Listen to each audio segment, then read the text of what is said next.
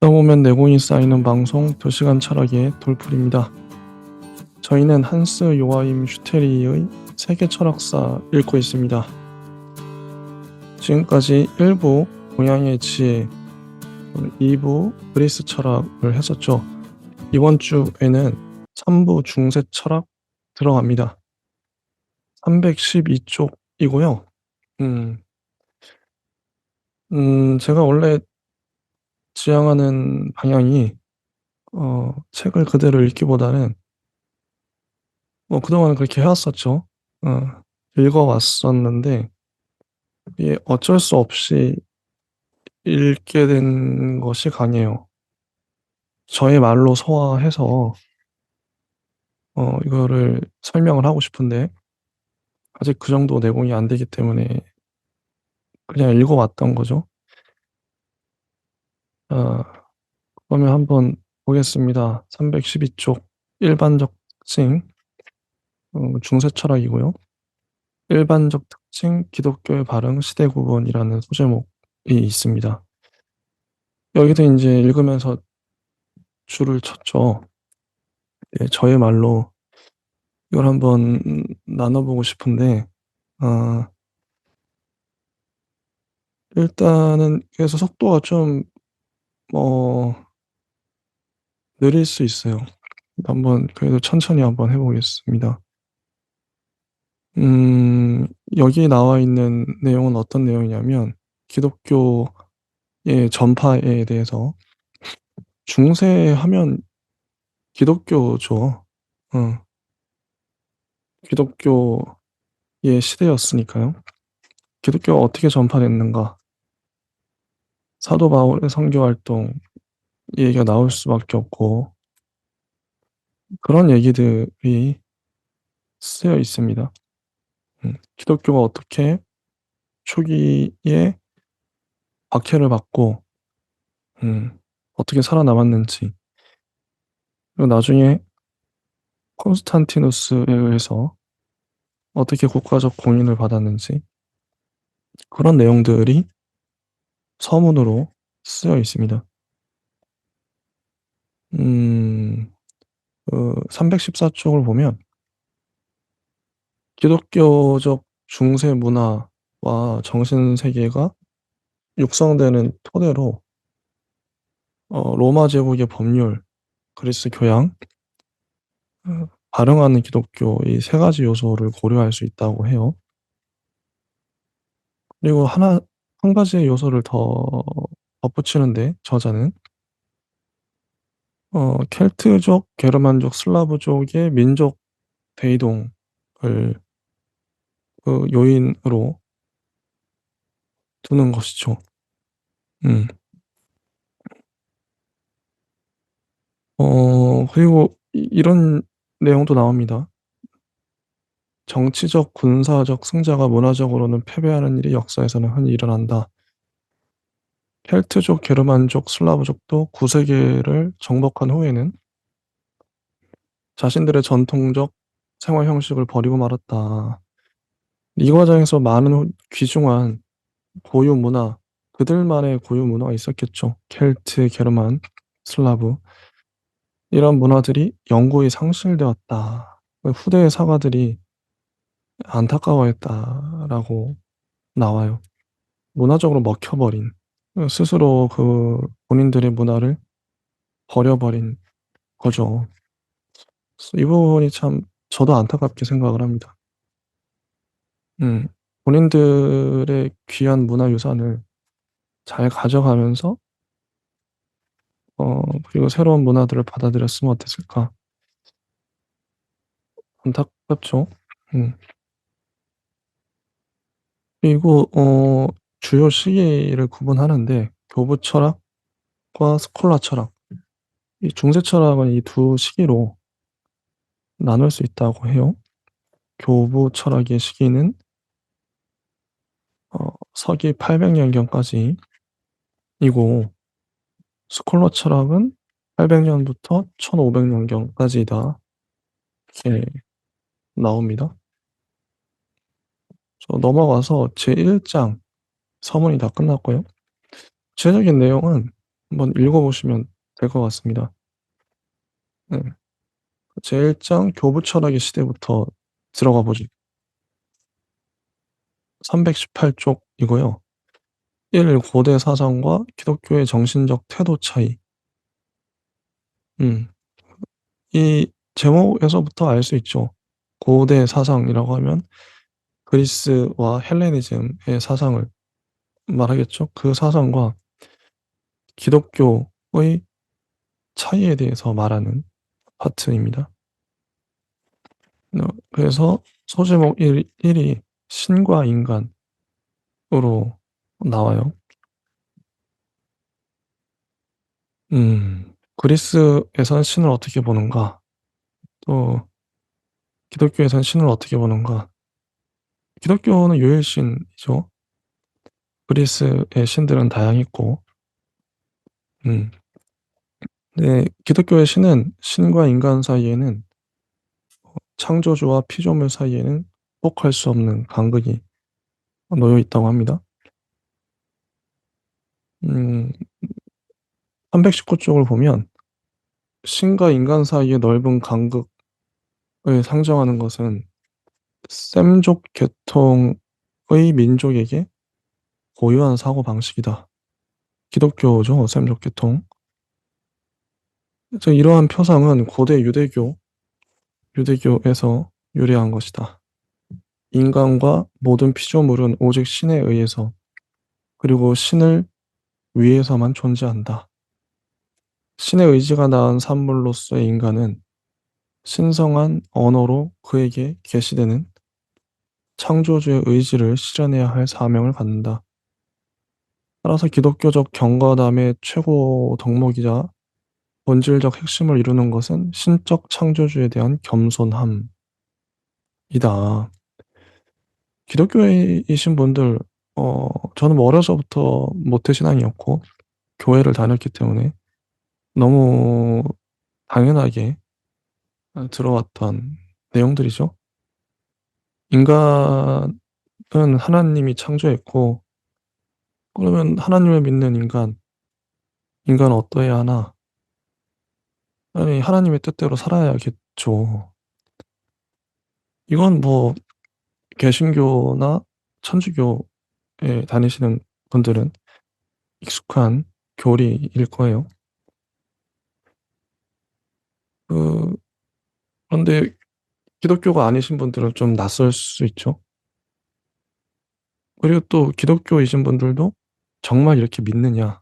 어 그냥 습관적으로 믿는 거 말고 '진짜 그렇게 믿느냐? 정말 그렇게 믿으십니까?' 한번 질문을 해 보고 싶네요.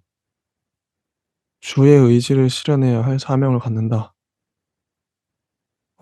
신적 창조주에 대한 겸손함이 최고의 덕목으로 살고 계신지, 진짜 그렇게 살고 계신지, 목사님이나 전도사님이나 아니면 신부님이 아니신데도 진짜 자기 삶을, 이거 누가 봐도 '저 사람은 하나님의 의지를 실현해야 할 사명을 갖고 살고 있어.'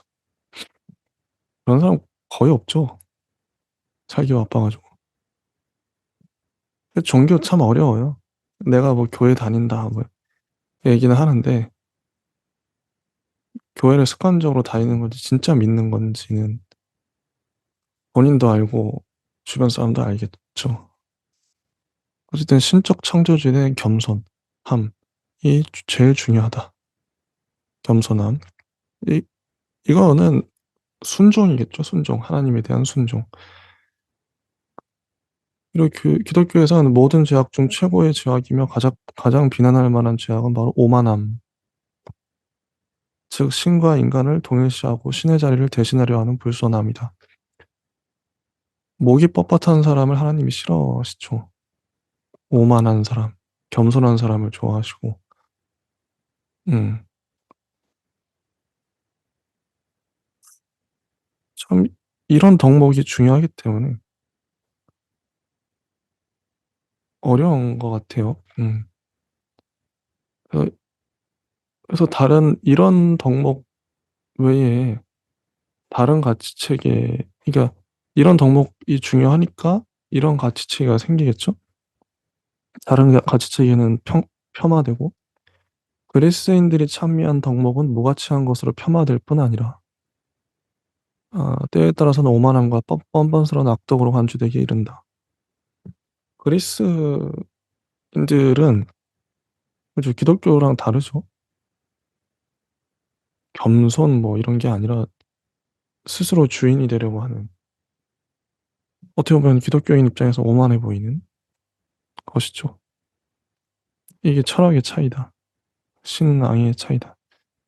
둘째로 기독교의 신은 비인격적이고 신성한 무엇이 아니라 전적으로 인격적인 신이다. 인격신인 것인데, 인간은 마치 인격체가 다른 인격체에게 말하듯 신에게 기도한다. 기독교는 개별 영혼에 대해 유일무이한 존엄성을 부여한다. 이러한 사상 역시 고대에서는 찾아볼 수 없는 것이었다. 고대 철학에서 영혼은 근본적으로 비인격적인 무엇, 자연 요소이다. 그렇기 때문에 고대 철학에서는 영혼이란 개념을 유기적 생명체와 긴밀히 연결시키는 것이 자연스러웠다. 영혼이란 개념을 운이할 때는 세계 정신이 존재하며 개별, 개별 영혼은 그 파생물이라는 생각이 전제되어 있다. 이 영혼은 고독한 영혼으로서 신과 마주하며 신의 시선을 느낀다는 생각에는 근본적으로 고대적 성격이 없다. 다른 거죠, 기독교는. 세 번째, 기독교와 그리스 어, 그의 차이는, 기독교의 신은 은총을 베풀고 구원을 하는 신이다. 인간은 본성상 죄악과 죽음에 내맡겨져 있는데 자신의 힘으로 악에 맞서 싸울 수는 있지만 악에서 구원되진 못한다. 따라서 자신의 힘으로 행복을 얻을 방법을 인간에게 가르치려 한 고대 철학자들의 시도, 스토아 학파나 에피쿠로스 학파, 소크라테스의 시도는 타락한 오만함의 소치였다. 기독교 입장에서 봤을 때 구원이란 우리가 신의 은총을 입어 인간으로 화한 신의 아들과 하나가 될 때만 가능하다. 그렇죠. 음, 예수 안에서 신의 은총을 통한 인간 재생. 이게 이제 기독교의 교리인데 다르다는 겁니다. 2번 인간과 인간. 음, 인간과 인간. 어, 기독교에서 모든 인간이 신의 자식이죠. 동등한 형제 자매죠. 예수 안에서. 기독교는 처음부터 초민족적 성격을 띠고 있었다. 모든 민족에게 가르침을 베풀라 하고 예수님이 말했죠.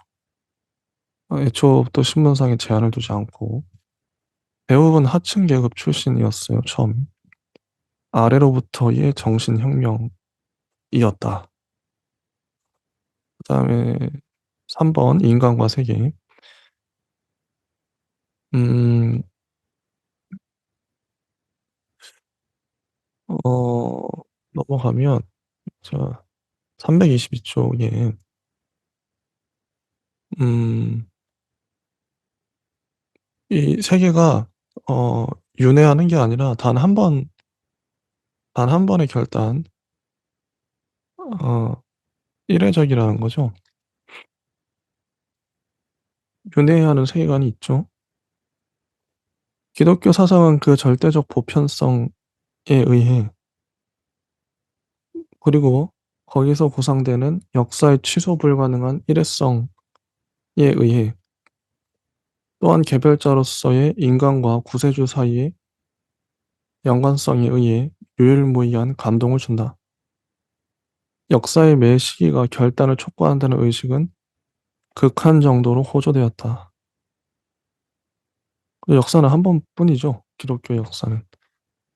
다시 반복되지 않는 거죠. 지금 잘 살아야 돼. 한 번, 한 번이잖아요. 인생이. 죽으면 천국과 지옥으로 나눠지고 얼마나 긴장감이 고조됩니까? 근데 다른 세계관은 윤회를 하기 때문에 지금 아니어도 다음 생에 더 잘 살아보자. 다음 생에는 뭐 동물로 태어나든 인간으로 태어나든 기회가 있잖아요. 기독교는 두 번의 기회가 없습니다. 그냥 끝이에요. 죽으면. 천국 아니면 지옥. 천국 가기 위해 노력해야겠죠. 4번 기독교의 배타적 성격인데 배타성. 기독교가 당시에 많은 종교가 있었는데 모든 종교를 제압하고 승리를 거둘 때 배타성이 큰 몫을 했다고 합니다. 배타적 소명의식이 스스로의 공동체를 지키고 여기까지가 그리스 철학과 그리스의 신과 비교한 기독교의 특징이고 323쪽을 보면 이 기독교와 고대 철학의 최초 접목, 초기 교부들이 나와요. 뭐 순교자 유스티누스도 나오고 그다음에 클레멘스, 오리게네스 이런 분들이 나옵니다. 쭉 넘어갈게요. 이건 읽어보시면 될 것 같습니다. 이런 교부들이 있었다. 그다음에 327쪽 3. 기독교 내부의 위험 그노시스파 영지주의라고도 하죠. 음, 영지주의. 음, 이것도 참 재밌어요. 이 부분도. 이 부분도 참 재밌고.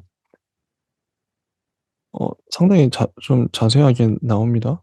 음, 이런 부분도 잘 알아놓으면 좋겠죠. 329쪽을 보면 그노시스파는 이 문제의 해결을 위해 창조주로서의 신과 구세주로서의 신을 구별했다. 어떤 문제가 있었냐면, 음, 어째서 완전한 존재인 신이 악의 세계를 창조했고 우리로 하여금 구원을 필요로 하게 만들었는가? 이런 물음에 대해서 해결하기 위해 창조주 신이 있고 구세주 신이 또 따로 있다. 두 신이 있다. 그에 따르면 구세주로서의 신은 무한히 자비로운 반면 창조주인 신은 원래 구세주에 종속되지만 때에 따라 그 적이 되기도 한다. 일례로 마르키오는 구약성서에 나오는 신을 창조신이자 정의의 신으로 보고 이를 신약성서에 나오는 사랑의 신과 구별하였다. 두 신이 있다는 거죠. 재밌는 세계관이네요.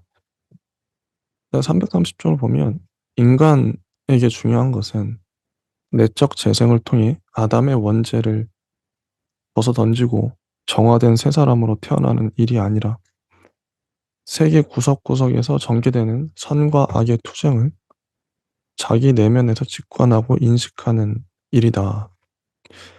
그노시스파는 신앙보다 이런 인식, 선과 악의 투쟁을 아는 거죠. 인식에 점점 더 큰 중요성을 부여했으며 그 때문에 이 운동 전반에 그노시스 아까 영지주의라고 했죠. 영지, 영에 대한 명칭이 붙게 된 것이다. 이렇다고 합니다. 신비주의적 색채도 있고 무의식적이고 도치적 모라적인 신과의 합의를 추구한다. 자, 그다음 마니교가 나와요. 마니교도 재밌죠. 331쪽. 마니교는 그노시스파와 상당히 유사하다. 마니교는 유대교를 단호히 거부하고 이교 사상, 즉 페르시아와 인도 사상을 기독교 사상과 결부시켰기 때문에 이교적 그노시스 유파로 간주되기도 한다. 이 교파는 페르시아인 마니에 의해 창조되었다. 그는 215년 페르시아 왕족 가문에서 태어나 오랜 기간을 인도에서 지냈다고 합니다. 신흥 종교를 창시해요. 고국에 돌아와 포교 활동을 하다가 십자가에 처형되죠. 마니 교설은 토막글 몇 편이 남아 있다고 해요. 이 교설의 출발점을 이루는 것은 영원히 병존하는 두 세계의 관념으로 이는 페르시아의 종교에서 수용된 것이다. 두세계란 신성한 빛의 아버지가 지배하는 빛의 세계와 어둠의 아버지와 그의 악마들이 지배하는 어둠의 세계를 말한다. 이 두 세계가 있다는 거죠. 빛과 어둠. 마니에 따르면 예수는 빛의 세계에서 강림한 인류의 구원자이다. 아니교의 윤리학은 지극히 엄격한 금욕을 요구하며 불교 윤리학과 비슷하다. 마니교는 선발된 지식인과 단순한 청중 내지 신봉자를 구분하는데 지식인은 계율을 엄수해야 하는 반면 청중에게는 완화된 계율이 주어진다. 엄격한 금욕. 그다음에 구약 성서를 배제한대요. 이원론, 두세기의 이원론. 구원을 스스로 성취해야 한다. 이거는 마니교는 아우구스티누스도 믿었었죠. 그 다음에 아리우스와 아타나시우스가 나옵니다. 아리우스와 아타나시우스의 논쟁. 어, 예수의 본질, 부와 성부의 관계를 둘러싼 논쟁이 있었대요. 종교 논쟁 중에서. 아리우스는 오리게네스의 견해를 수용하였다. 어떤 거냐면 성자는 성부와 본질적으로 다르고 성부에 종속되어야 하며 신과 인간 사이의 중재자일 뿐이다. 아타나시우스는 성부와 성자가 영원히 동질적이다. 이렇게. 그러니까 성부와 성자가 동질적이면 아타나시우스. 어, 성자가 성부에 속한다. 종속된다. 그리고 신과 인간 사이의 중재자일 뿐이다. 예수님이. 이러면 아리우스. 아리우스가 이단으로 판명이 납니다. 381년에 콘스탄티노플 종교회의에서 성부, 성자, 성령의 동질성을 확고한 교회법으로 인정했다. 삼위일체설. 이게 오늘날까지 이어지죠. 재밌는 게, 자, 그러면 그때 당시 콘스탄티노플 종교회의에서 아타나시우스의 손을 들어줬잖아요. 그럼 그렇지 않고 아리우스의 손을 들어줬다면 아리우스의 견해가 지금의 주류 견해가 되는 거예요. 기독교의 역사 그렇죠. 절대적인 게 없는 거죠. 그냥 예수님은 신과 인간 사이의 중재자일 뿐이다. 성자와 성부는 본질적으로 다르다. 예수님은 하나님의 종속될 뿐이다. 이런 견해였잖아요. 지금은 그때 당시 이단이기 때문에 지금도 이단으로 되는 건데. 그러니까 이게 절대적인 게 아니라 상대적, 가변적인 것이라는 거죠. 교리라는 것 자체가. 그냥 공의회나, 어, 그들만의 어떤, 그들만의 어떤 리그에서 스스로 이제 이렇게 정하자. 나머지는 이단이다. 이렇게 되면 이단이 돼버림.